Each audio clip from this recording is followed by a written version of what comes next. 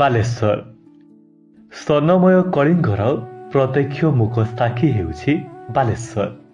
1828 ମସିହାଠୁ ବାଲେଶ୍ୱର ଏକ ସ୍ୱତନ୍ତ୍ର ଜିଲ୍ଲା ଭାବେ ଗଠନ ହୋଇଥିଲେ ମଧ୍ୟ 1 ଏପ୍ରିଲ 1936 ମସିହାରେ ଏହା ଓଡ଼ିଶାର ଜିଲ୍ଲା ଭାବେ ସ୍ୱୀକୃତି ପାଇଲା।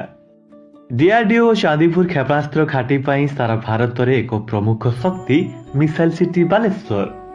ଧାନ, ପାନ, ମିନ, ଗୁଆ, କାଜୁ, ଚିନାବାଦାମ, ପରିବା ଇତ୍ୟାଦି କୃଷିଜାତ ଦ୍ରବ୍ୟ ପାଇଁ ମଧ୍ୟ ବେଶ୍ ପ୍ରସିଦ୍ଧ।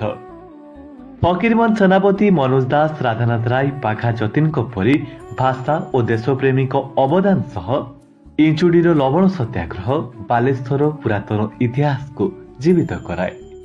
ବାଲିଆପାଳ ଜଗନ୍ନାଥ ମନ୍ଦିର, ଇମାମି ଜଗନ୍ନାଥ ମନ୍ଦିର, ନୀଳଗିରି ଜଗନ୍ନାଥ ମନ୍ଦିର, କ୍ଷୀରଚୋରା ଗୋପୀନାଥ ମନ୍ଦିର, ବାବା ପଞ୍ଚଲିଙ୍ଗେଶ୍ୱର, ବାବା ଚନ୍ଦନେଶ୍ୱର, ବାବା ଭୂଷଣେଶ୍ୱରଙ୍କ ସମେତ ଅନେକ ଟେମ୍ପଲ, ୱାଟରଫଲ, ସି ବିଚ୍ ସହିତ କେନେ, କିସ, ଭୁଜା ଆଦି ନିଆରା ଭାଷାର ମାଟି ହେଉଛି ବାଲେଶ୍ୱର।